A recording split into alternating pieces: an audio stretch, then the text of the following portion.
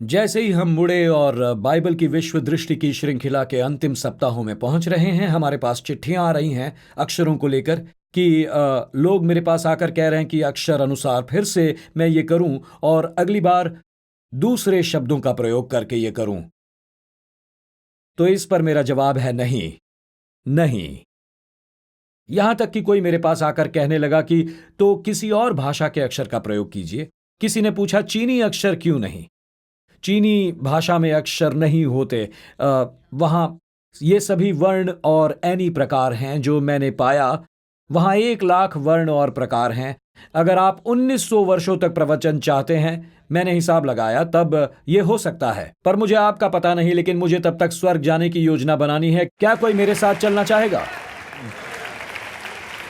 मुझे पता है ये चाहते थे या इसका अनुरोध भी करते हैं, क्योंकि ये उत्तेजक है। एक चर्चा हो रही है और हमने लोगों से बात की है यहाँ इस देश में और विश्व भर में जहाँ हम देखे जाते हैं, और इस सामग्री को उपयुक्त करने को तैयार हैं। सिंडी और मैं डैलस में अब एक काम के लिए थे, और एक बाप अपनी 12-13 साल की बेटी को लेकर आया। सिंडी और मेरे पास आया और वो इतना बोला कि मेरी बेटी को अक्षरों वाले व्यक्ति से मिलना था। जीवन में मुझे कई नाम देकर पुकारा गया है, पर कभी अक्षरों वाला नहीं पुकारा गया। मैं इतना कह सकता हूं। मुझे लगता है जिन्होंने ये अच्छे इरादे से पूछा, पर उनमें प्रेरित पौलुस का एक अंश बचा है। तो सुनिए, प्रेरित पौलुस ने रूपांतर के पहाड़ पर क्या कहा। इसे ध्यान से सुनिएगा। जब उसने यीशु को मूसा और एलिया से बात करते हुए देखा, उसने कहा, हे प्रभु, हमारा यहां रहना अच्छा है।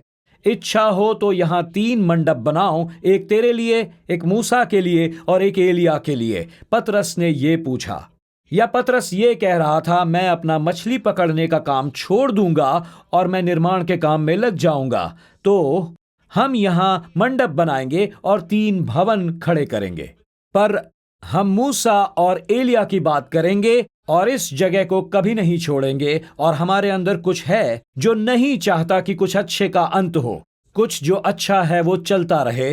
तो हम इसे लंबा करने का उपाय निकालते हैं, चाहे ये किताब हो या फिल्म या। तो पतरस के लिए भी वो रूपांतरण का पहाड़ था, पर एक समस्या खड़ी हो रही थी जिसे यीशु जानता था, पर पतरस को वो नहीं दिखी। जबकि पतरस पहाड़ पर समय बिताना चाहता था, यीशु को पता था इसकी तह में कुछ हो रहा था। पतरस बेखबर था कि रूपांतर के पहाड़ के नीचे क्या हो रहा था। क्या हो रहा था असल में, जानना चाहेंगे? एक छोटा सा लड़का था जिसमें दुष्ट आत्माएं थी और जिसे प्रतिदिन जलाया जाता और पानी में डुबाया जाता इन दुष्टों द्वारा, जो उसमें दुष्ट आत्माएं थी। और वहां एक व्याकुल पिता था जो अपने बेटे के लिए चंगाई चाहता था। और जब पतरस पहाड़ पर मंडप बनाने की बात कर रहा था, पहाड़ के नीचे जो हो रहा था वो उतना ही महत्वपूर्ण था उस समय जो भी पहाड़ के ऊपर हो रहा था। जो रूपांतर के पहाड़ पर सवाल खड़े हुए कि हम एलिया और मूसा की बात करते रहे। लूका की पुस्तक अनुसार वे पुनरुत्थान की बात कर रहे थे। क्रूस और पुनरुत्थान। लूका की पुस्तक अनुसार क्रूस और पुनरुत्थान। या हम नीचे जाकर उस लड़के को छुटकारा दिलाएं उन दुष्टात्माओं से। तो पतरस ने अपना मत डाल दिया था, लेकिन प्रभु का धन्यवाद, यीशु के पास बहुमत में मत था। और यीशु समझ गया यहां काम पूरा हो गया है, अब हमें नीचे जाकर कुछ करना होगा। पहाड़ के नीचे सुनिए लोग क्या कह रहे थे जब वे नीचे उतर रहे थे।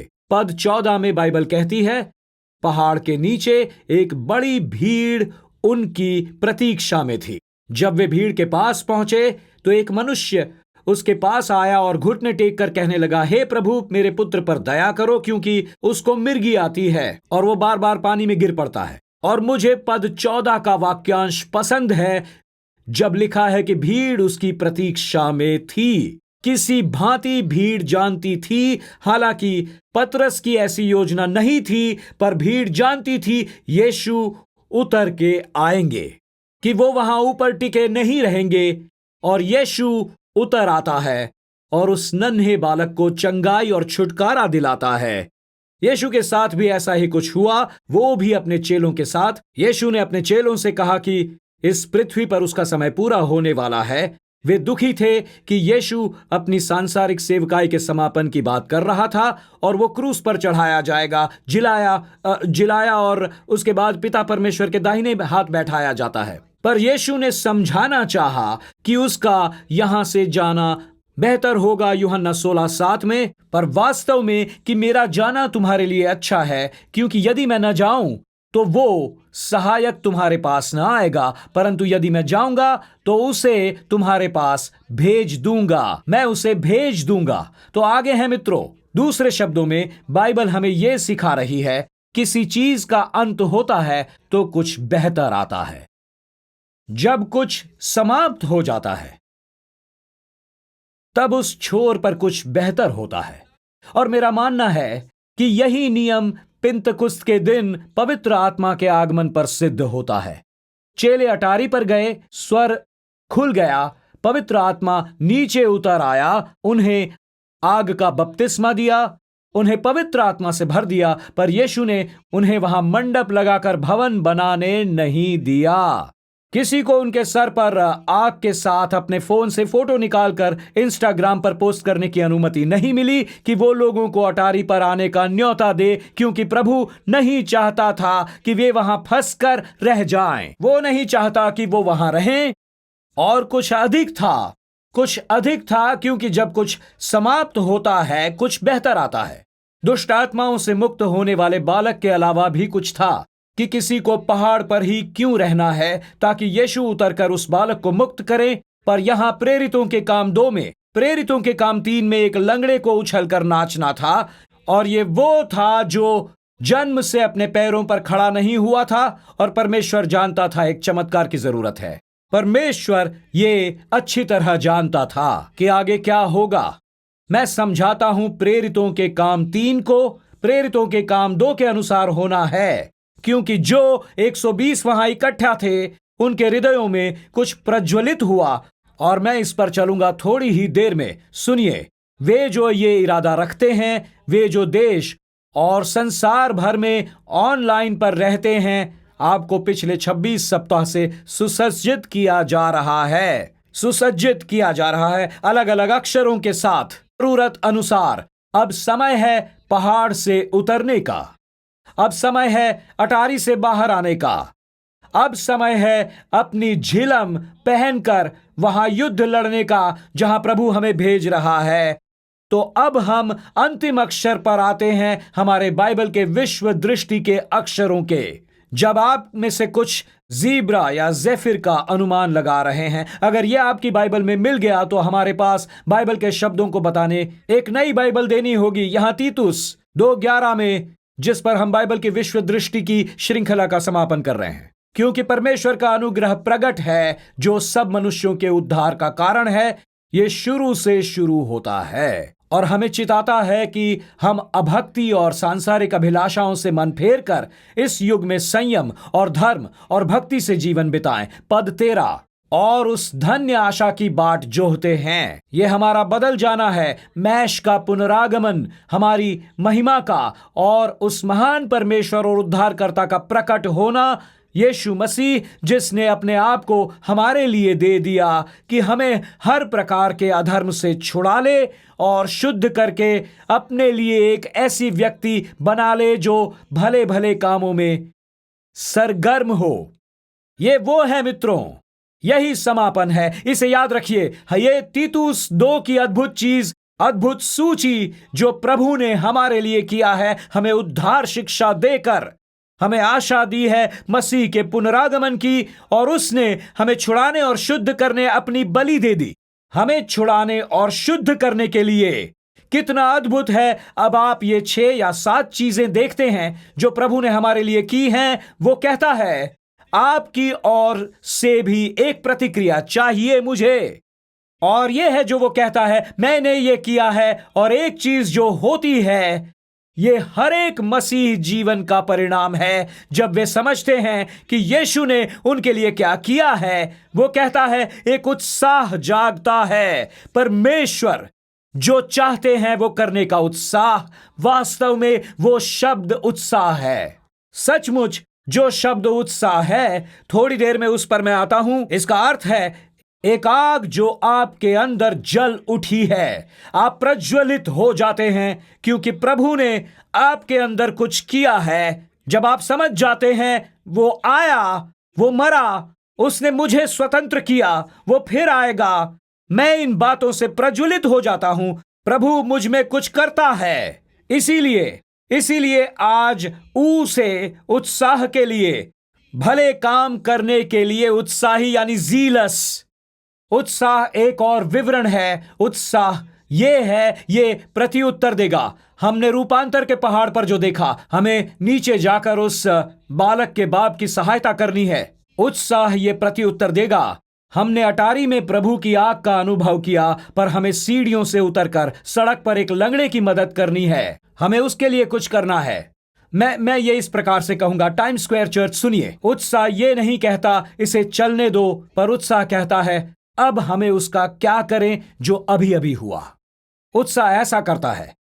उत्साह 48 अक्षरों को लेकर कहता है हम इससे निर्माण करेंगे। हमें यहां क्या करने के लिए बुलाया है? हम यहां गृह निर्माण नहीं करेंगे, पर कहेंगे हे प्रभु, हमें जाकर वो करना है जो आपने हमसे कहा है। उसने हमें छुड़ाया ताकि हम दूसरों को छुटकारा पाते देखें।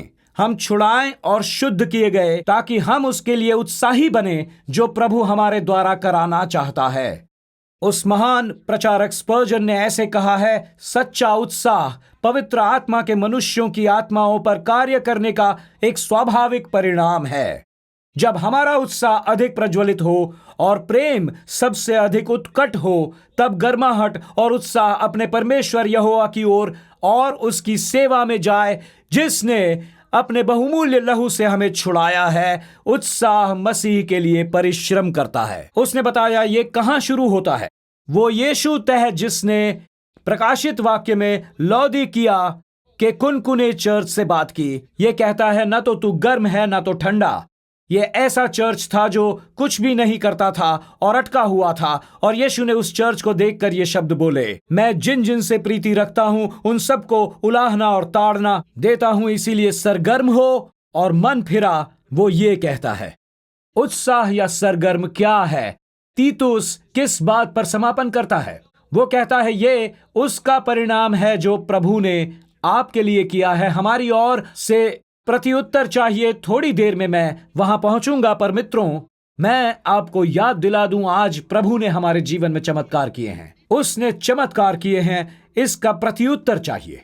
तो ऐसा 19वीं शताब्दी के प्रवक्ता J.C. राइली ने कहा। उसके लेख मुझे पढ़ना बहुत पसंद है। उसने कहा मसीहियत में उत्साह परमेश्वर को प्रसन्न करने, उसकी इच्छा पूरी करने और हर संभव तरीके से दुनिया में उसकी महिमा को आगे बढ़ाने की एक ज्वलंत इच्छा है। ये एक इच्छा है जो पुरुषों और महिलाओं के लिए स्वाभाविक नहीं है। ये एक इच्छा है जिसे आत्मा हर विश्वासी के हृदय में डालता है जब वे मसीह में परिवर्तित हो जाते हैं। हालांकि ये इच्छा जिसे कुछ विश्वासी दूसरों की तुलना में इतनी अधिक दृढ़ता से महसूस करते हैं कि वे अकेले ही उत्साही पुरुष और महिला कहलाने के योग्य होते हैं। यह एक इच्छा है जिसे आत्मा हर विश्वासी के हृदय में डालता है जब वे मसीह में परिवर्तित हो जाते हैं। एक ही चीज के लिए वो जीते हैं, एक ही चीज में निगल लिए जाते हैं, और वो एक चीज है परमेश्वर को प्रसन्न करना। एक ही चीज की परवाह, परमेश्वर को प्रसन्न करना। वे एक ही चीज देखते हैं। मित्रों, उत्साह की परिभाषा है ये यहां बैठे पुरुषों और स्त्रियों की आत्मा में एक जलती हुई आग है। उत्साह मनुष्य की आत्मा में जलती हुई आग है जो आपकी आत्मा की गहराई में जल रही है। ये उत्कट है और ये भयंकर है। आग ऐसा करती है, ये खा जाती है और फैलती है। आग ये करती है, आग खा जाती है और फैलती है। जब आप परमेश्वर का वचन पढ़ते हैं तो मैं देखता हूं उत्साह, दोनों ये दो शब्दों को लिख लीजिए, संक्रमण और खा जाने वाली होती है आग। जब परमेश्वर की अग्नि से कोई भर जाता है, कुछ जलने लगता है।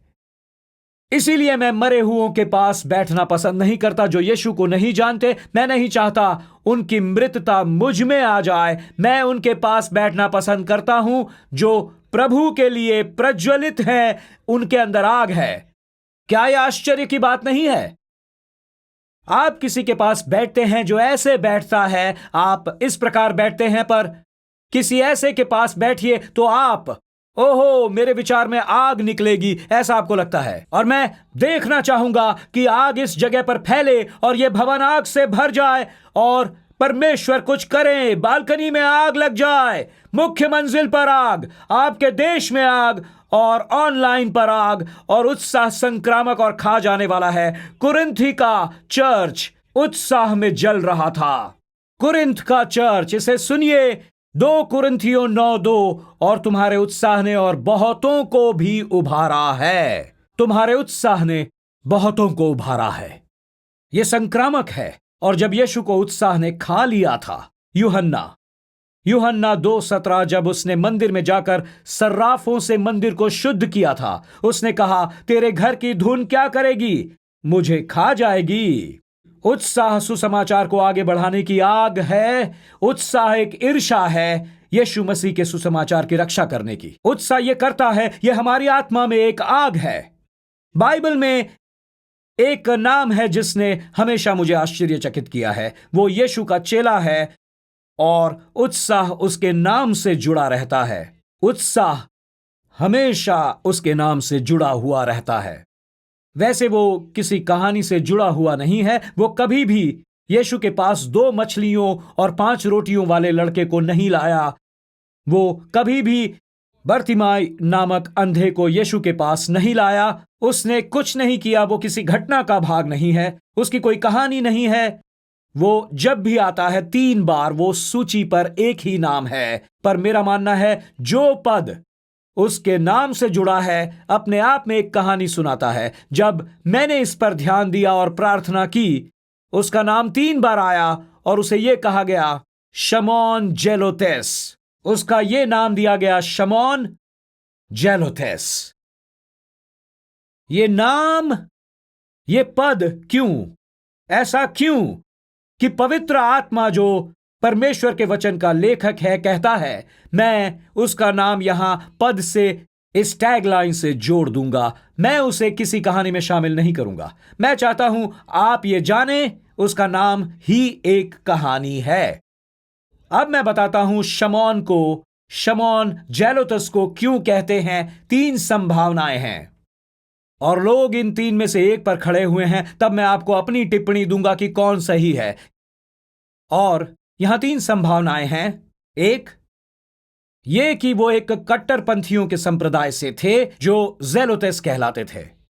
जब पहली शताब्दी में रोमियों के हाथ में इस्राएल और यरूशलेम की राजनीति थी, और वो ऐसे संप्रदाय से था जो रोमियों से सरकार छीनकर अपने हाथ में ले और वो उस राज्य सरकार में रहना था। नंबर 2, ये शमौन पतरस के लिए भी एक विशिष्ट नाम होता। जी हां, नंबर 2, ये शमौन पतरस के लिए भी एक विशिष्ट नाम होता। शमौन वो था जिसने 3 भवन बनाने चाहे थे। आपके लिए शमौन पतरस और शमौन जेलोतेस पेश है। ये केवल विशिष्ट थे, या जो तीसरा व्यक्ति यहां है जेलोतेस, उसका कभी भी संप्रदाय से कोई संबंध नहीं था, पर वास्तव में वो मसीह के लिए बड़ा उत्साही था। यीशु मसीह के लिए कट्टरपंथी, क्योंकि उसके नाम से जुड़े शब्द का अर्थ है उत्साही या उत्साह से जलने वाला। ये उसे उबलते हुए बर्तन का चित्र दिखाते हैं, यानी उसके अंदर कुछ जल रहा था। ऐसा जरूरी था क्योंकि परंपरा कहती है कि जिस प्रकार यह व्यक्ति मरा था, वो मध्य पूर्व में मारा गया। जब मिस्र और ईरान में सुसमाचार का प्रचार कर रहा था, वो मरा एक शहीद के समान, सुसमाचार का प्रचार करते हुए सुसमाचार के लिए मरा। और वो उस व्यक्ति के साथ चला जिसने सुसमाचार को जन्म दिया था, स्वयं यीशु मसीह। ये तो वो संप्रदाय है जो राजनीतिक समूह जेलोतेसी है। ये फिर से ये विशिष्ट नाम है, या फिर उसके स्वभाव के अनुसार है जैसा वो है, कि उसमें यीशु मसीह के लिए एक नया उत्साह और प्रेम है। और मुझे लगता है तीनों ही सही हैं। अब मैं आपको समझाता हूं, क्योंकि जो है वो महत्वपूर्ण है। यीशु एक व्यक्ति को चुनता है जिसका पूरा जीवन राजनीति में लगा था, पूरा जीवन राजनीति में लगा था। तो ये सुनिए, मेरा बाइबल की विश्व दृष्टि की श्रृंखला से पसंदीदा बयान, अब मुझे कोई चिंता नहीं है, समझे? तो अब मैं उनके लिए जो मुझे यूएस में देख रहे हैं, ये बड़ा महत्वपूर्ण है। सुनिए, आप जो चर्च से हैं, सुनिए, इस कारण मैंने आपको इस चर्च के भगाने का पूरा प्रयास किया, तो मुझे बस आज आपकी मदद करने दें। यीशु एक व्यक्ति को चुनता है, तो सुनो मित्रों, तैयार रहो। वो एक ऐसे व्यक्ति को चुनता है जो राजनीति में उत्साह रखता है, क्योंकि जो राज कर रहा है उसे वो पसंद नहीं करता। किसे? जो राज करता है। तो वो कोई ना कोई उपाय निकालेगा ताकि उसका संप्रदाय सरकार में बैठे। तो अब उसका पूरा जीवन, मुझे पता है, लोग जाने लगेंगे, हम ऐसा नाटक करते हैं जैसे शौचालय जा रहे हैं और जाने की तैयारी करेंगे। मैंने लोगों को देखा है ऐसा करते हुए। मैंने लोगों को 26 सप्ताह से शौचालय जाने का नाटक करते हुए देखा है। मुझे फर्क नहीं पड़ता, क्योंकि ऐसा हो रहा है जो उसने कहा। शमौन जो सरकार में है, तूने सारी उम्र उसे हटाने का प्रयास किया है, क्योंकि मेरा प्रतिनिधि व्हाइट हाउस में नहीं है। और आप में से कुछ पूछते हैं, हम किसको चुने? क्या बाइडेन खड़ा होगा? क्या ट्रंप भी चुनाव लड़ेगा? क्या हम जेल में जाएंगे? और उन लोगों का क्या जो रीगन मेमोरियल में थे? और हम क्या करने वाले हैं? जब आप एक राष्ट्रपति को लेकर चिंतित हैं, मैं एक राजा से संतुष्ट हूं। मैं संतुष्ट हूं कि राजा यीशु पूरी तरह से प्रभुता करता है। मित्रों, जब आप इस सब की चिंता करते हैं, मैं इससे उत्साहित हूं किसी दूसरी चीज से, कि मैं उस राजा की सेवा में हूं जो सिंहासन पर बैठा है। यह मंच राजनीतिक मंच नहीं है। मेरी बात सुनो प्रवक्ताओं, यह कोई राजनीतिक मंच नहीं जहां आप अपने उम्मीदवार को खड़ा करें। एक व्यक्ति है जिससे मुझे प्रेम है और मैं उसके लिए उत्साहित हूं, यानी यीशु। इससे मैं उत्साहित हो जाता हूं। इससे मैं उत्साहित हो जाता हूं। मेरे विचार में शमौन ज़ेलोतस उत्साहित हुआ और कहने लगा, अब मैं यीशु को लेकर उत्साहित हो सकता हूं। मैंने गलत सोचा कि मेरा उत्साह राजनीति द्वारा मेरे देश को बदल देगा। अपने नगर को बदलने मुझे यीशु चाहिए। तो मुझे इस प्रकार कहने दो, मुझे इस प्रकार कहने दो, मैं अपनी पीठ पलटता हूं ताकि आप जा सकें।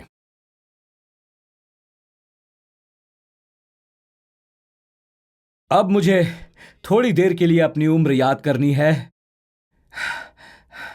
मुझे टेनिस पसंद आई क्योंकि मेरी पत्नी टेनिस खेलती थी, तो उसने मुझे शामिल कर लिया। तो ये है मेरी उम्र। फेडरर और जोकोविच और नडाल से पहले एक अमरीकी टेनिस खिलाड़ी था जो हमारा मनपसंद था। वो पहला था जिसने ग्रैंड स्लैम का रिकॉर्ड तोड़ा था, और उसका नाम था पीट सैम्प्रस। पीट सैम्प्रस मेरा प्रिय था। मैंने कुछ दिलचस्प पढ़ा जब वो रिटायर हुआ, मेरे विचार में 13 ग्रैंड स्लैम पुरस्कार लेकर, और लोग सोचते थे ये रिकॉर्ड कभी नहीं टूटेगा। और अब जोकोविच, नडाल और फेडरर इन सारे रिकॉर्ड्स को कब का तोड़ चुके हैं, पर पीट सैम्प्रस कई वर्षों तक प्रथम स्थान पर रहा। और उसने बताया कि उसे पता था कब रिटायर होना है, जब वो अपने गेम में शिखर पर था। और ये उसकी दिनचर्या थी। उसने बताया वो लॉकर रूम में होता, वो याद करता कि जो भी उसने किया, सीखा, प्रशिक्षण किया, जो मुझे करना था, उसने कहा मैंने वो किया। वो अपनी नाइकी के जूते के फीते बांधता, नाइकी द्वारा प्रायोजित कपड़े पहनता और फिर जाकर फर्श को थपथपाता। और जब फर्श को थपथपाता वो ये कहता, मैं खेलने के लिए तैयार हूं, मैं इस प्रकार खेलूंगा। उसने बताया, तब मुझे लगा कि यह क्या हो रहा है। मैंने 2 प्रतियोगिताएं खेली और हार गया। फिर मैंने फर्श को थपथपाना छोड़ दिया। ऐसा लगा जैसे वो उत्साह नहीं रहा। मैंने उस जलती हुई आग और उत्साह को खो दिया जब मैंने फर्श को थपथपाना छोड़ दिया। मैं समझ गया ये एक काम है और पैसा है, और तब मुझ में वो जोश नहीं बचा और वो समझ गया ये रिटायर होने का समय है। मित्रों, मैं बता दूं कि फर्श को थपथपाना, ऐसा मैं हर बार नहीं करता हूंगा जब भी यहां आता हूं, क्योंकि मेरे अंदर कुछ ऐसा है जो कहता है हमें 1 अरब आत्माओं को जीतना है। ऐसे जीवन हैं जिन्हें हमें जीतना है। हमारे सामने लोग हैं। मित्रों, मैं बता दूं, हम जब फर्श को थपथपाते हैं चाहे आपकी उम्र जो भी हो, मेरे अंदर एक जलता हुआ उत्साह है जिसे मुझे चर्च को देना है। मैं इसीलिए यहां आता हूं, मेरा धार्मिक दायित्व है ये। मैं इसलिए नहीं आता कि ये मेरा धार्मिक दायित्व है। हम ये कहकर फर्श को थपथपाते हैं, आज हमें आराधना करने का मौका मिला, आज हम वचन सुन रहे हैं, आज हम हाथ ऊपर उठाएंगे। हर एक गायक और संगीत वादक मित्रों, प्रभु का धन्यवाद हो, उन्होंने उतनी प्रतिभा दी है इन्हें। चाहे आप कीबोर्ड या गिटार या ड्रम्स बजा सकते हैं, पर अगर आप फर्श को थपथपा कर नहीं कह सकते, प्रभु मेरे अंदर कुछ डाल दें ताकि मैं आराधनालय के इन वरदानों को पूरा कर सकूं। इसीलिए तो हम प्रभु के भवन में आते हैं। हम यहां एक जोश और उत्साह से आते हैं जो हमारे अंदर जलता है, क्योंकि प्रभु ने हमें बचाया है, प्रभु ने हमें बदल दिया है, प्रभु ने हमें भर दिया है। इसीलिए हमें कुछ करना है, हमें कुछ करके दिखाना है। मुझे उसे इसीलिए महिमा देनी है, उसने जो मेरे जीवन में किया है। सुनिए सुनिए, संसार हल्की दिलचस्पी रखने वालों से प्रभावित नहीं होता। मुझे फिर से इसे कहने दीजिए, आपके मित्र आपकी हल्की फुल्की मसीहियत से प्रभावित नहीं होते। अगर आपके अंदर उत्साह नहीं सुलगती है, वे दिलचस्प नहीं होंगे। आप में वो आग होनी चाहिए, वरना उन्हें कोई दिलचस्पी नहीं।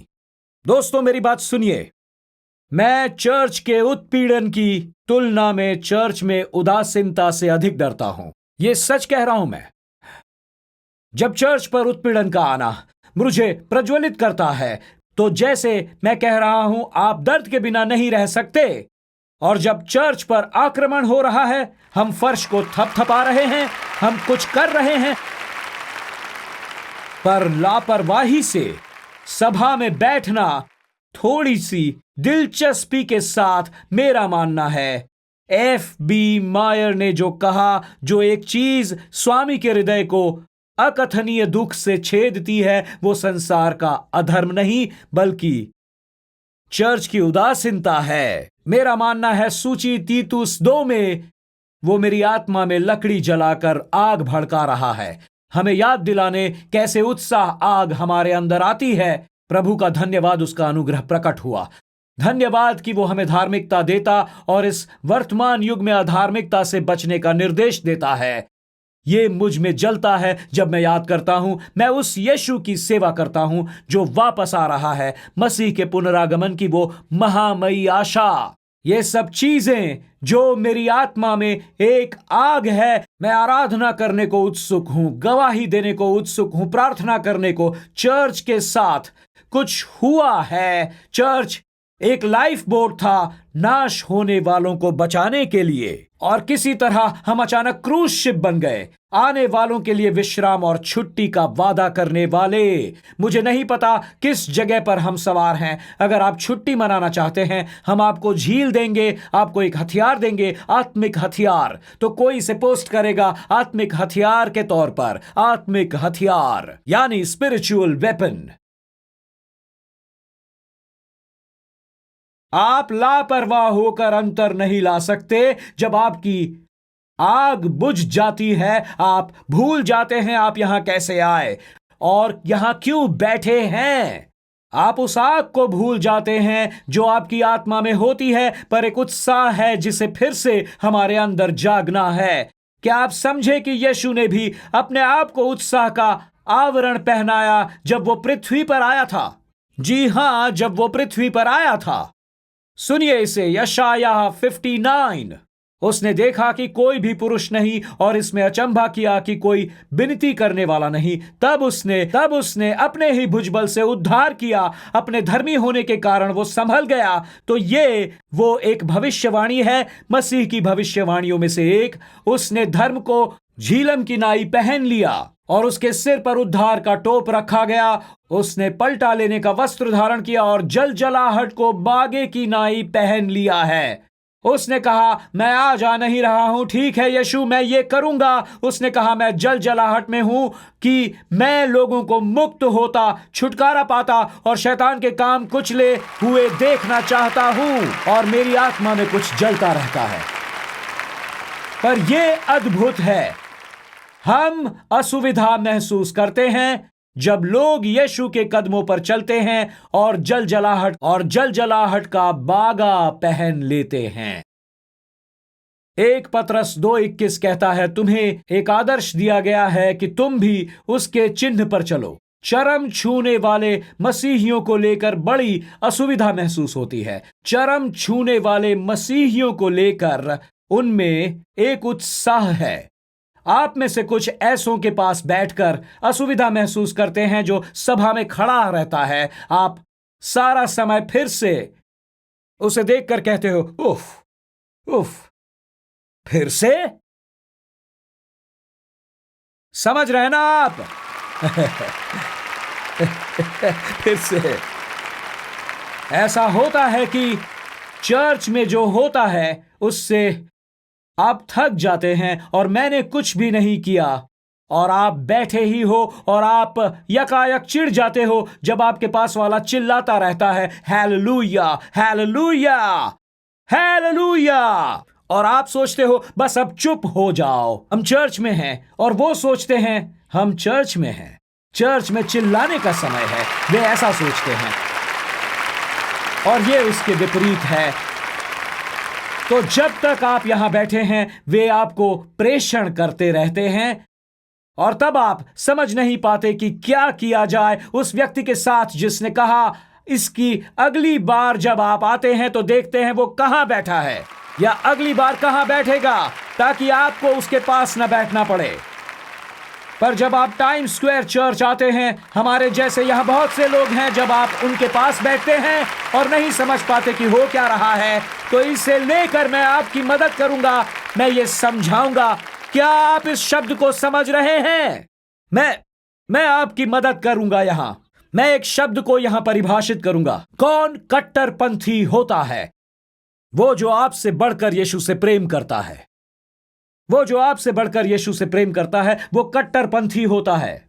इसीलिए हम उनसे नाराज होते हैं, इसीलिए वो हमें परेशान करते हैं। वो चिल्लाते हैं, उछलते हैं, गवाही देते हैं, वो चर्च से बाहर आते हैं पर वो अंदर ही नाच रहे हैं। और आप कहते हैं हम तो बिल्डिंग में भी नहीं हैं, पर वो जानते हैं मसीह उनके मन में ही है, पवित्र आत्मा उनके अंदर गहराई में है। हमारी आज की समस्या वो हैं जिनमें उत्साह और आग ही नहीं रही। नीति वचन 26:20 कहता है, जैसे लकड़ी न होने से आग बुझ जाती है। हमें प्रतिदिन अपनी आत्मा में आग को जलाना है। आपकी आग बुझ गई होगी क्योंकि आप केवल रविवार के दिन लकड़ी देते हैं, केवल रविवार के दिन। और अगर आप केवल रविवार को अपनी आत्मा में लकड़ी रखोगे तो आपकी आग बुझने लगेगी, उसके बाद आग सुलगने लगेगी।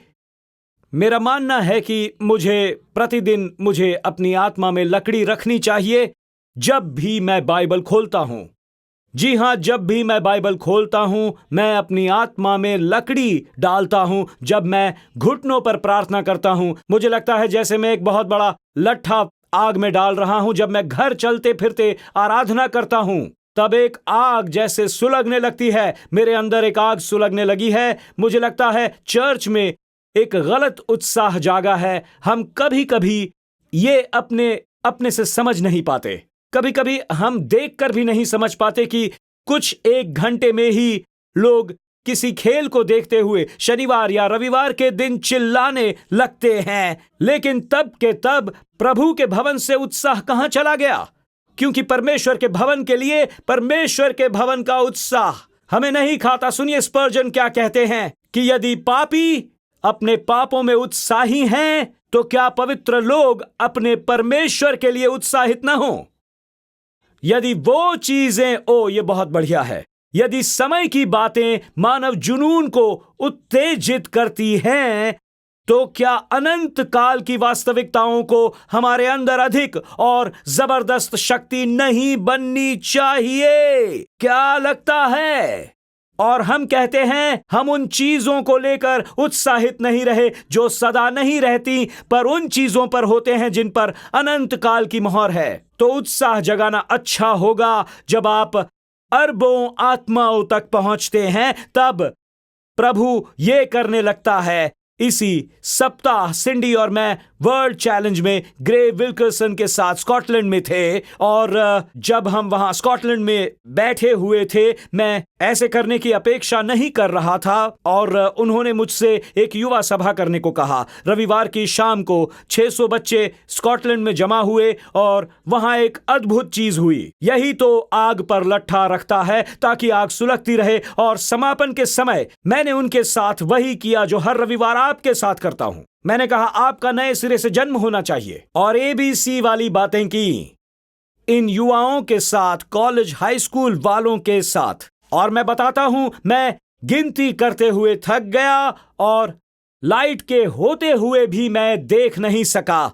मैं 132 तक पहुंचकर थक गया। बताया गया कि उन 600 में से लगभग 200 ने अपने हाथ ऊपर किए थे ताकि स्कॉटलैंड में नए सिरे से वो जन्म ले सकें, ताकि प्रभु उनके जीवन में आए। तो हुआ क्या था? अगर चेले पहाड़ से उतरकर नहीं आते, चेलों को रूपांतर के पहाड़ से उतर आना था। इस पर विचार कीजिए। सोचिए, एक और पहाड़ है जहां से उन्हें नीचे आना है। एक और है पहाड़ी उपदेश पर आप क्या कहेंगे, जो सबसे महान उपदेश रहा है मानवता के द्वारा पूरी मानव जाति के बीच। परमेश्वर का पुत्र मत्ती 5, 6 और 7 में देता है, परम सुख से वो समाप्त करता है जो मकान बालू पर बना है, और वो मकान जो नींव पर खड़ा है। जो अद्भुत बात है, जब वो बोल चुका तब ऐसा होना है। परीक्षा से पहले एक और अध्याय, एक और प्रवचन। लेकिन यीशु, क्योंकि पहाड़ी उपदेश के लिए यह जरूरी था, वो धरती पर सामर्थ बन जाए। धरती पर सामर्थ। आपका क्या मतलब है पास्टर टिम? जो मत्ती 8 है, हम उसे भूल गए। मत्ती 8 उपदेश है। मत्ती 5, 6 और 7 में, मत्ती 8 में ऐसे 4 लोग थे जिन्हें उपदेश की जरूरत नहीं थी, उन्हें चमत्कार चाहिए था। पता है मत्ती 8 में कौन है? ये लीजिए, एक कोढ़ी को चंगाई चाहिए थी। एक रोमी सूबेदार के दास को लकवा मार गया था। पतरस की सासू मां बिस्तर पर बीमार पड़ी थीं, और अंत में 2 दुष्ट आत्माओं से ग्रस्त कब्रों में रहकर नगर में तूफान मचाए हुए थे। मगर यीशु उपदेश ही देता रहता, तब कोई भी कोढ़ी स्वस्थ नहीं होता। कोई भी रोमी सूबेदार लकवे को चंगा करने वाली यीशु की सामर्थ को नहीं देखता। पतरस की सासू मां ज्वर से मुक्त नहीं होती, और दुष्टात्मा से ग्रस्त वो 2 लोग अपने आप को काटते और रात भर चिल्लाते ही रह जाते। लेकिन क्योंकि प्रभु काम शुरू करता है जब कुछ समाप्त हो जाता है, मतलब कुछ बेहतर आने वाला होगा। जब उपदेश पूरा हो गया, प्रभु कहता है, अब धरती पर सामर्थ को देखो। मैं इस चुनौती के साथ समापन करना चाहूंगा कि किस लिए प्रेरितों के काम 3 का, प्रेरितों के काम 2 के बाद आना गंभीर नहीं है, पर यह महत्वपूर्ण था कि वे 120 अटारी से उतरकर नीचे आए। लोगों को उनकी जरूरत थी, प्रभु को उनकी जरूरत थी। उत्साह ने उन्हें मजबूर किया, उनकी आत्मा में सुलगती हुई आग से, जो सच में उन्हें मजबूर कर रहा था नीचे आने के लिए। निचली मंजिल पर आने का इंतजार न करो। और यहां हम समापन करते हैं, और ये हमारा समापन होगा। इसके बदले सुनिए, ये आखिरी बात मैं कभी भी समाप्त कर सकता हूं, तो जब चाहे संगीत बजाइए। प्रेरितों के काम 2, पवित्र आत्मा नीचे उतरता है, आग उन्हें छूती है, चर्च शुरू होता है और लोग बदल जाते हैं। पर याद रहे, जब कुछ समाप्त होता है तब कुछ बेहतर आता है। मैं इसे फिर से पढ़ूंगा, कुछ टिप्पणियां दूंगा, उसके बाद समापन होगा। मैं आपको प्रेरितों के काम 3 नियुक्त करूंगा। अब पतरस और यूहन्ना तीसरे प्रहर प्रार्थना के समय मंदिर में जा रहे थे। अब आपको याद रखना है, अटारी का काम पूरा हुआ। पतरस और यूहन्ना तीसरे प्रहर प्रार्थना के लिए मंदिर जा रहे थे। मैं इस पर वापस आऊंगा। एक व्यक्ति जो जन्म से लंगड़ा था, वो अपने पैरों पर कभी खड़ा नहीं हुआ था। उसके पैरों ने कभी उछलने, दौड़ने, भागने का अनुभव प्राप्त नहीं किया था। उसके पैरों में स्थिरता नहीं थी। न केवल अपना बोझ उठाने को वो असमर्थ था, बल्कि किसी का भी। और लोग एक जन्म के लंगड़े को ला रहे थे, जिसको वो प्रतिदिन मंदिर के उस द्वार पर, जो सुंदर कहलाता है, बैठा देते थे कि वो मंदिर में जाने वालों से भीख मांगे। जब उसने पतरस और यूहन्ना को मंदिर जाते हुए देखा तो उनसे भीख मांगी। पतरस ने यूहन्ना के साथ उसकी ओर ध्यान से देखकर कहा, हमारी ओर देख। और वो उनसे कुछ पाने की आशा रखते हुए उनकी ओर ताकने लगा। तब पतरस ने कहा, चांदी और सोना तो मेरे पास नहीं है, परंतु जो मेरे पास है वो तुझे देता हूं। यीशु मसीह नासरी के नाम से चल फिर। Hallelujah, hallelujah. चलने लग। हालेलुया। और आगे लिखा है, उसने उसका दाहिना हाथ पकड़कर उसे उठाया और तुरंत उसके पांवों और टखनों में बल आने लगा और वो उछलकर खड़ा हो गया और चलने फिरने लगा और चलता और कूदता और परमेश्वर की स्तुति करता हुआ उनके साथ वो मंदिर के अंदर गया। कि धर्म उसे स्वस्थ नहीं कर सका, परमेश्वर की सामर्थ ने किया। धर्म चंगा नहीं करता, पर परमेश्वर की सामर्थ आपको चंगा करती है। और वो मंदिर के अंदर गया, चलते हुए, उछलते हुए और प्रभु की स्तुति करते हुए। और सब लोगों ने उसे चलते फिरते और परमेश्वर की स्तुति करते देखकर उसको पहचान लिया कि ये वही है जो मंदिर के सुंदर फाटक पर बैठकर भीख मांगा करता था। और उस घटना से जो उसके साथ हुई थी, वे अचंभित और चकित हो गए ये देखकर और कहा, ओ हालेलुया। सुनिए मित्रों, ये बहुत महत्वपूर्ण है। मुझे आपका वचन सुनिए इसे। प्रेरितों के काम 3:1। पतरस और यूहन्ना मंदिर जा रहे थे। तीसरे प्रहर के वक्त परमेश्वर के सामर्थी काम के बाद चर्च इमारत से निकलता है, अटारी से उतरता है और वो समाज में जाता है। क्या होता है? ये तीसरा प्रहर इतना जरूरी क्यों है? तीसरा प्रहर दोपहर के 3 बजे होता है। परमेश्वर उन्हें केवल दोपहर 3 बजे बुला रहा था। परमेश्वर हमें तीसरे प्रहर वाले मसीहियों के पास लौटने को बुला रहा है। तीसरा प्रहर यहूदी संस्कृति में प्रार्थना करने का आम समय है। प्रभु क्या कर रहे थे? वो कह रहे थे, मैं चला, मैंने लैस किया, मैंने तुझे छुआ, मैंने तेरी जरूरत पूरी की। अब मैं चाहता हूं तू अपने दिनचर्या पर लौट जाए और तेरे पास है उसे ले, और मैं चाहता हूं तू दूसरों की सेवा कर। इसके बदले कि वे लोगों को चिल्ला चिल्ला कर अटारी में आने के लिए कहे, उन्हें लोगों के बीच जाना था। एक तीसरे प्रहर वाला मसीही कौन है? ये एक ऐसा मसीही है जिसे पवित्र आत्मा ने विशेष सभा में स्पर्श किया है, पर अब वो उस नई आग और उत्साह को अपने रोजमर्रा के वातावरण में ले आता है। जी हां मित्रों,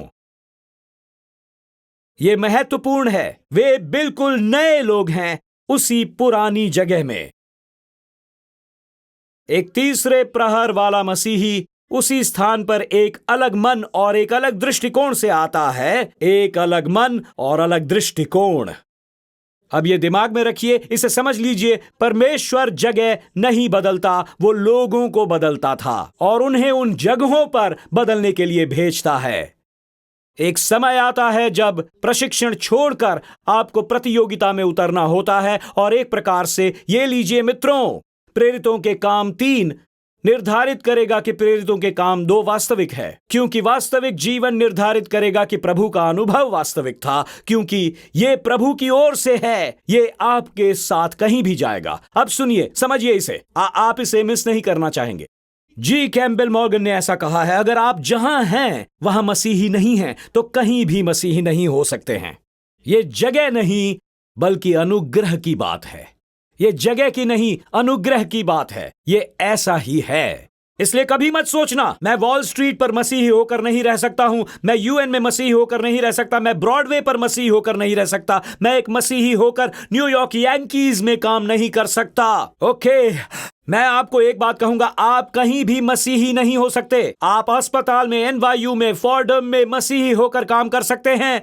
आप लॉन्ग आइलैंड पर मसीही हो सकते हैं। आप ब्रॉन्क्स या आइलैंड या किसी क्वींस में मसीही हो सकते हैं। आप यूके, फ्रांस, ऑस्ट्रेलिया में, रशिया, यूक्रेन में कहीं भी मसीही हो सकते हैं। कहीं भी। ये जगह नहीं बल्कि अनुग्रह है। और अब हम समापन पर हैं। तब ये चमत्कार महत्वपूर्ण क्यों है? अटारी के बाद ही क्यों? अब आपको ये जानना है मित्रों, ऐसा क्यों है? ऐसा क्योंकि पवित्र आत्मा के आने के बाद पहला चमत्कार एक लंगड़े व्यक्ति के साथ हुआ। ऐसा क्यों? यह पहला चमत्कार क्यों है, मैं आपको बता दूं। मेरे लिए यह प्रेरितों के काम अध्याय 3 में इतना वास्तविक था। लंगड़ा आदमी सीढ़ियों के ऊपर के कमरे में नहीं जा सकता था। चमत्कार होने के लिए चर्च को सीढ़ियों से नीचे आना पड़ा। चर्च को नीचे उतरने की जरूरत थी, क्योंकि जब चर्च जोर जोर से पुकार रहा था और आग उतर रही थी, वो लंगड़ा व्यक्ति तब तक मुक्ति नहीं पाता जब तक यह नहीं समझता कि कुछ अच्छा हुआ ताकि कुछ बेहतर हो सके। और यही हो रहा था। परमेश्वर कह रहा था, अब समय है सीढ़ियों से नीचे आने का। अब ये लीजिए, जल्दी से नोट कीजिए इसे।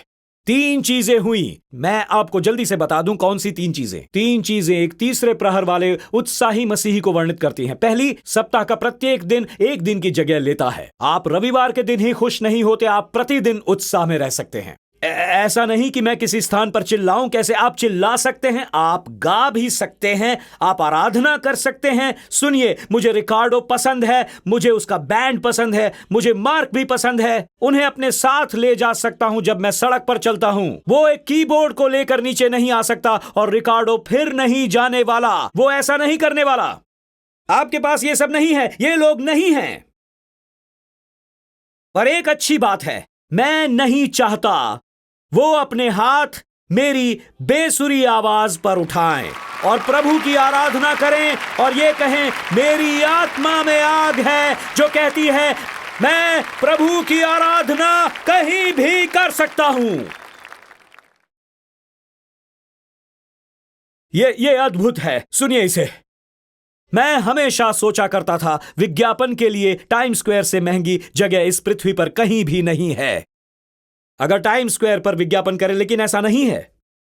जो सबसे महंगी जगह है इस पृथ्वी पर विज्ञापन करने के लिए, जो इस गति से भाग रहा है कि इसे सटीक होना है और मुख्य चित्रकार ही ये कर सकता है। और क्या आप इसके लिए तैयार हैं? बताया जाता है कि जब वो आपका उत्पाद का विज्ञापन बनाता है तो लगभग 1.5 से 2 करोड़ डॉलर्स खर्च होते हैं। अगर आप इसके पीछे ही विज्ञापन देते हैं, उसका भी 5 लाख डॉलर लगता है। यह छोटी सी चीज है। यह नासकार है। नासकार 200 मील प्रति घंटे से दौड़ता है। आपको 50 लाख डॉलर देकर अपने उत्पाद का विज्ञापन नासकार का कार के ऊपर दिखाना पड़ता है। सोचिए, नासकार की एक कार पर। माइक बैस वो है जो ये करता है। अद्भुत है ये। अगर आप वहां जाते हैं, आप उसे देख भी नहीं सकते। आप उसे टीवी पर देखेंगे अगर वो स्लो मोशन में उसे प्ले करेंगे। ये पीछे का भाग है जहां आपके उत्पाद का पेंट करने के 50 लाख डॉलर्स लिए जाते हैं। अगर हम कहते हैं टीएससी को पिछले भाग में पेंट करते हैं, तो मैं कहूंगा मेरे पास राज्य के कामों में वो पैसे लगाने के बेहतर उपाय हैं। नास्कार पर उसे दिखाने के बदले, बुरा ना मानिए, पर हम आपको सिखाएंगे कि शमौन ज़लोतस कैसे बनना है। पर ये अब सुनिए, इसे देखिए। तो यहां जो अद्भुत चीज है, गति से निकलती जाती है। और ऐसे समय आते हैं जब हम इतनी गति से चलते हैं कि दूसरों के लिए धीमे नहीं होते। हम इतनी गति से उसके पास से गुजर जाते हैं। और मुझे पता नहीं कि पतरस और यूहन्ना ने यह समझा भी, क्योंकि वो व्यक्ति जिससे वो बात करने वाले थे, और वहां जाना कितना आसान था। हम चर्च जा रहे हैं, हम रुक नहीं सकते। मैं ये सोचता हूं परमेश्वर रुक कर हम जाता, क्योंकि वहां ऐसा था। मित्रों, पता है, वो व्यक्ति वहां बैठकर भीख मांग रहा था। तो सुनिए, अब मैं आपको न्यूयॉर्क वासियों को कुछ कहना चाहता हूं, क्योंकि चलते चले जाना कितना आसान होता है। नहीं नहीं नहीं नहीं नहीं, तो चलते चले जाना है। अगर आप देखेंगे तो वे आपसे कुछ कहना चाहते हैं। बस चलते जाओ और नाटक न करो कि आप जानते नहीं कि वो क्या कह रहे हैं। आप आसपास से निकल जाते हैं और परमेश्वर कहता होगा, जरा रुको और विराम करो, क्योंकि अब ये सुनो। मैं चाहता हूं आप इसे सुने और अच्छी तरह से समझें। मैं तुम्हें दूसरे भाग में मदद दूंगा, क्योंकि अगर तुम रुक कर विराम करोगे, तुम साधारण को देखोगे जो एक असाधारण उम्मीदवार के सामने दिखने लगेगा देखने पर, क्योंकि यह व्यक्ति यहां प्रतिदिन था। वो उसे रोज देखा करते थे, लेकिन प्रभु ने उनको नई आंखें दी। और आपको एक वाक्यांश सुनाऊंगा। यह ऐसा है, यह उतना गहरा नहीं है, पर चर्च के बाहर सुसमाचार को ले जाने का सहायक, इससे ज्यादा सहायक वाक्यांश नहीं मिलेगा हमें। यह है वो वाक्यांश जो मैं सिखाना चाहता हूं। क्या मैं आपके लिए प्रार्थना करूं? लोग आपको उनके लिए प्रार्थना करने देंगे, उनका विश्वास होना जरूरी भी नहीं। क्या मैं आपके लिए कर सकता हूं? बस आप पूछिए। वो बीमार हैं, उन्हें समस्या है, वो भागे हुए हैं, और जब यीशु का विज्ञापन करना है, इसलिए यह महत्वपूर्ण है, इसे हमेशा याद रखिए। एक अंतर होता है अच्छी खबर सुनना और अच्छी खबर का भाग होना। और अच्छी खबर होना, उसका भाग होना, उसके लिए आपको कभी कभी गति कम करने की, ट्रेन पकड़ने की जल्दी न दिखाने की जरूरत है। आपको कभी कभी विराम करना होता है, आपको प्रार्थना करने के लिए। क्या मैं आपके लिए प्रार्थना कर सकता हूं? और किसे पता था कि उसी दिन वो आदमी अपने पैरों पर उछलेगा? कौन कह सकता था कि उसी दिन वो अपने पैरों पर खड़ा होकर उछलने लगेगा? किसे पता था? और जब आप मेरे साथ खड़े हैं तो खड़े हो जाइए। ये दूसरा भाग मुझे समझ में आया, तो ये लीजिए। एक गवाही में उपदेश से बढ़कर शक्ति होती है। जानता हूं कुछ प्रवक्ताओं को मुझसे नाराजगी होगी, लेकिन एक गवाही वाकई उपदेश से बढ़कर होती है। ये व्यक्ति उछलने और दौड़ने लगा उन 2000 लोगों के कारण जो प्रेरितों के काम 4:4 में बताए गए थे। और यह भाग जो मुझे बहुत पसंद है, इन शब्दों को फिर से सुनिए। प्रेरितों के काम 3:8, वो उछलकर खड़ा हो गया और चलने फिरने लगा और चलता और कूदता और परमेश्वर की स्तुति करता हुआ उनके साथ मंदिर में गया ताकि लोग उसे देख सकें। और लोगों ने उसे देखा, उसको पहचान लिया कि ये वही है जो मंदिर के सुंदर फाटक पर रोज बैठकर भीख मांगा करता था। और उस घटना से जो उसके साथ घटी, उसे देखकर वे अचंभित और चकित हो गए।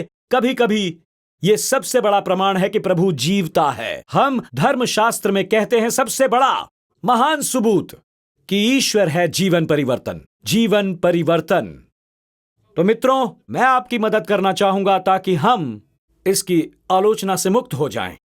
जब आप किसी को उछलते और चक्कर काटता हुआ देखते हैं और उनकी कहानी नहीं जानते, आप नहीं जानते प्रभु ने उनको कहां से बचाया है। और इसीलिए इससे पहले कि आप उन पर छाप लगा दें, इससे पहले कि आप इन अद्भुत गायकों को झूमता, नाचता हुआ, गाता हुआ देखकर सोचें कि यह प्रदर्शन हो रहा है, आप नहीं जानते प्रभु ने उन्हें कहां से छुड़ाया है। आप नहीं जानते वह कहां थे, आप कुछ नहीं जानते। और अचानक प्रभु उन पर जीवन उड़ेलता है, और जब आपको वो उछलता, नाचता, प्रभु की स्तुति करता दिखाई देता है, शायद ऐसा ही कुछ हुआ होगा। चलिए, इसीलिए आप यहां बैठते हैं और किसी को नाचता, उछलता हुआ देखते हैं तो कहते हैं शायद। आप सोचने लगते हैं, हे प्रभु आप कितने भले हैं, पता नहीं आपने उन्हें किस चीज से छुड़ाया। और शायद जितना ऊपर वो उछलते हैं, उन्हें प्रभु ने उतनी ही गंदगी से शुद्ध किया है। कौन जानता है, पता नहीं, शायद ऐसा हो। और जितना शोर कभी कभी वो सब बढ़कर शोर करते हैं,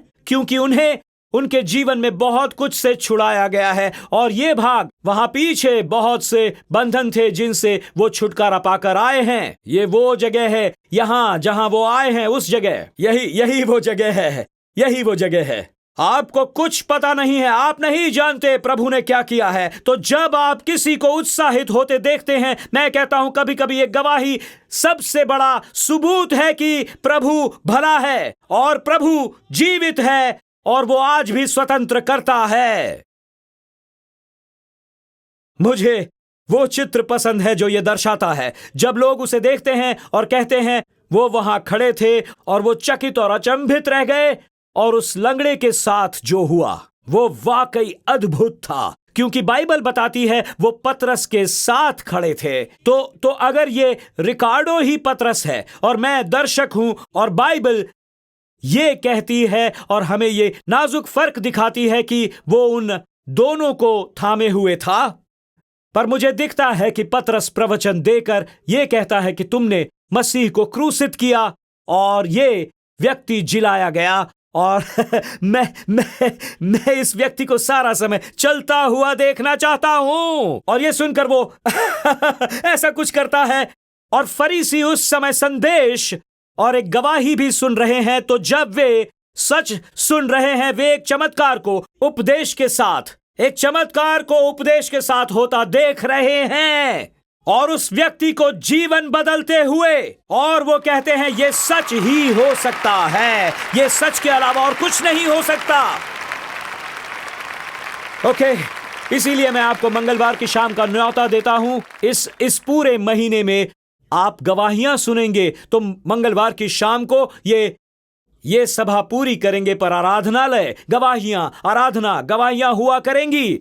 लोगों की कहानियां हम सुनेंगे। आप लंगड़े पुरुष और लंगड़ी स्त्रियों के बारे में सुनेंगे कि वे यहां क्यों गवाही देते हैं। प्रभु ने उन्हें छुड़ाया। 3 गवाहियां मंगलवार को। अगर आपके मित्र हैं, उन्हें भी लेकर आइए, उन्हें भी ये गवाहियां सुनने दीजिए। उन्हें ये सुनना चाहिए। और मंगलवार की शाम पूरे महीने में 3-3 गवाहियां सुनने मिलेंगी, क्योंकि परमेश्वर आप लोगों को छूता है तो ये आग के समान फैलता है। आप रविवार के लिए बंधे नहीं हैं या किसी एक दिन के लिए। ये रहा, प्रभु ने आपको चर्च के लिए नहीं बदला, प्रभु ने आपको जीवन भर के लिए बदला है। यही सच है। प्रभु ने आपको चर्च के लिए नहीं बदला। उसने आपको इसलिए आजाद नहीं किया कि आप रविवार के दिन परिष्कृत बने। जी नहीं। मुझे याद आ रहा है जो एक आत्मिक पिता ने मुझसे कहा था। उनके ये शब्द थे, मसीहियत आज कम सामान्य हो गई है कि जब कोई नई वाचा मानने वाले सामान्य मसीही के समान चलता है, उसे असामान्य माना जाएगा। एक असामान्य चर्च में आपका स्वागत है। और इस समय मैं आपसे यह कहूंगा, मैं आपसे कह रहा हूं मित्रों, आप जो चाहें वो करें। मैं असामान्य के साथ हूं, क्योंकि मैं एक असामान्य नियम वालों के साथ रहना चाहता हूं। मुझे प्रभु के साथ रहना है। सुनिए, अगर आप यहां धर्म की खोज में आए हैं तो वो आपको नहीं मिलेगा, पर चाहते हैं कि आग संक्रामक हो जाए तो थोड़ा रुक जाओ मित्रों। मंदिर ने उस मनुष्य को स्वतंत्र नहीं किया, यीशु ने उसे स्वतंत्र किया। मित्रों सुनो, मैं आपसे कहता हूं, इससे पहले कि आप सोचे ये व्यक्ति मंदिर मस्जिद को पसंद नहीं करता, तो मैं ये कहूंगा टाइम स्क्वायर चर्च भी आपको स्वतंत्र नहीं कर सकता। बस यीशु आपको स्वतंत्र कर सकता है। एकमात्र यीशु, केवल वो आपको स्वतंत्र कर सकता है। मेरे अंदर की आग है यीशु, मेरे अंदर का उत्साह है यीशु, मेरी आत्मा में आग प्रभु द्वारा आई है। और मैं बता दूं कि मैं चिल्लाऊंगा, मैं प्रचार करूंगा और प्रार्थना करूंगा, नाचूंगा, उछलूंगा और आज प्रभु की स्तुति करूंगा। Hallelujah, hallelujah, hallelujah, hallelujah.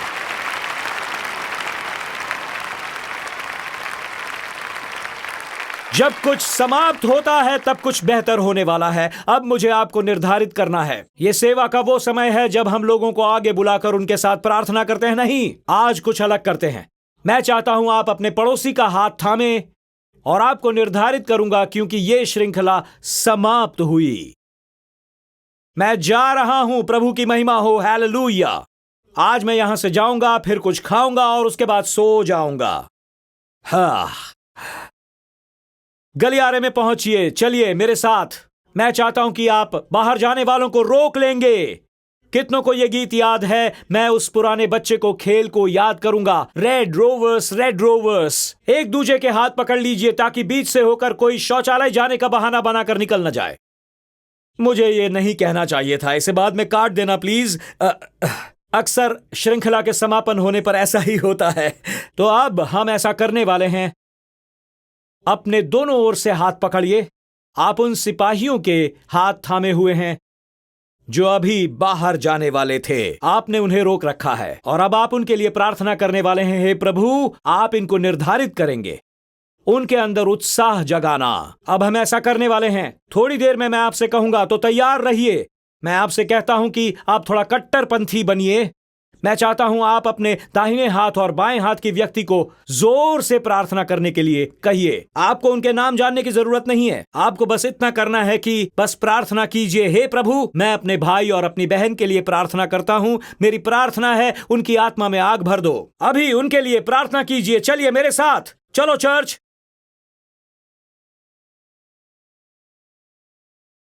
प्रार्थना करो। चलो उनके उत्साह के लिए प्रार्थना करो।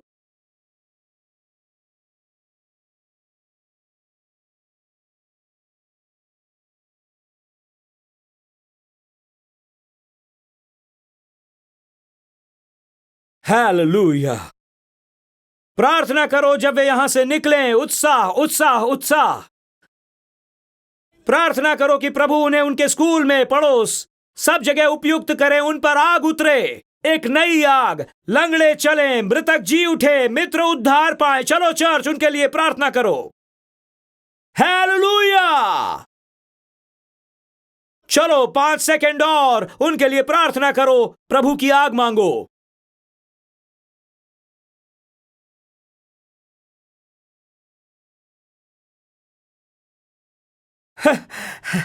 Hallelujah, hallelujah.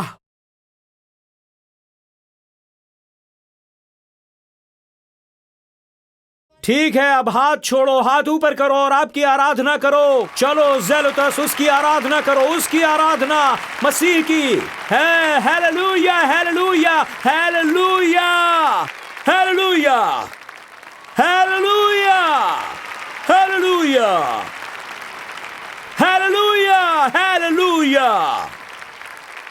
प्रभु, मैं इस सेना को निर्धारित करता हूं और इन विश्वासियों को कि भले कामों के लिए वे उत्साही बने। उत्साह के साथ मैं उन्हें निर्धारित करता हूं, उनमें आग सुलग उठे। मैं उन्हें निर्धारित करता हूं वे अपने स्कूल और अस्पताल जाएं। मैं निर्धारित करता हूं वे अपने घर, अपने प्रदेश, अपने देश जाएं। मैं इन्हें निर्धारित करता हूं, हे प्रभु, वे वहां जाएं ताकि लंगड़े चलने लगे और खोए हुए मिल जाएं। मुझे प्रार्थना है खर्चीले पुत्र घर लौटेंगे। चंगाई के लिए, चमत्कारों के लिए मैं प्रार्थना करता हूं। मेरी प्रार्थना, आप उनसे सच बुलवाए जो सच का सामना नहीं कर पा रहे हैं। मेरी प्रार्थना है एक नया साहस, हे प्रभु, नया आत्मबल और हिम्मत आप उनमें भर दे जो डरते हैं। आगे से इन्हें कभी कोई डरा नहीं पाएगा। ऐसा कीजिए, वो लोग जो घबराए हुए हैं, कोई उन्हें घबरा ना पाए। आगे से वो उन्हें कह दें कि आप मुझे नहीं घबरा सकते, मैं यीशु के साथ चलता हूं, मैं यीशु के साथ चल रहा हूं। मुझे एक नया जीवन मिला है, एक नया अभिषेक। इन पर एक नया अभिषेक इसी वक्त उतरे।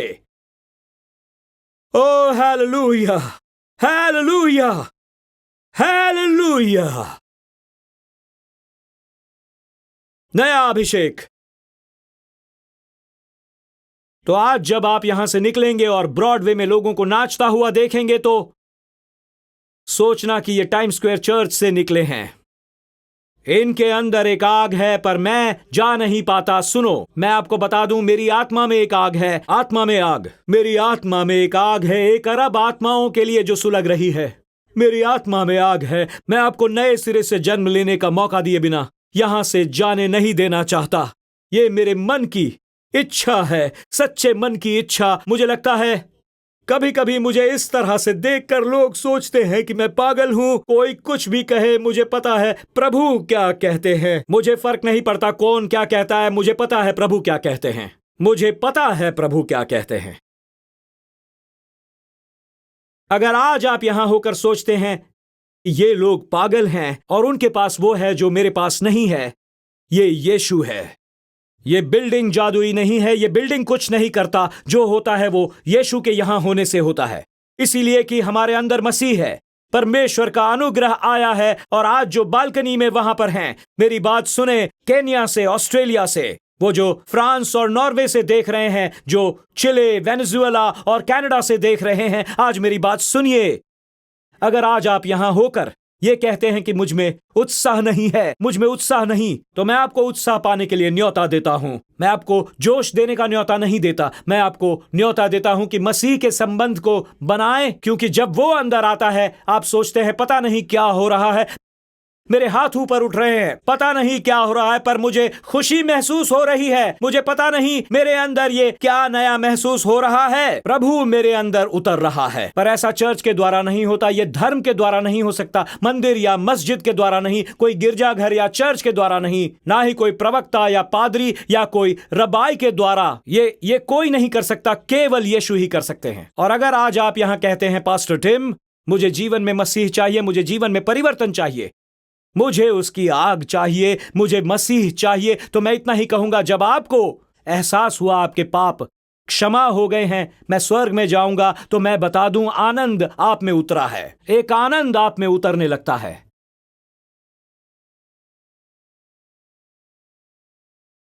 अगर आपको विश्वास नहीं होता तो आप यहां से क्यों नहीं गए, इस बिल्डिंग को छोड़कर? यह क्या है? क्या है ये? आपके पांव क्यों चिपक गए हैं यहां? आप जा रहे थे, आपको जाने की जल्दी थी, पर कोई चीज थी जो आपको रोक रही थी। मैं आपको बता दूं, आज यही समय है नए सिरे से जन्म लेने का। यीशु के वचन।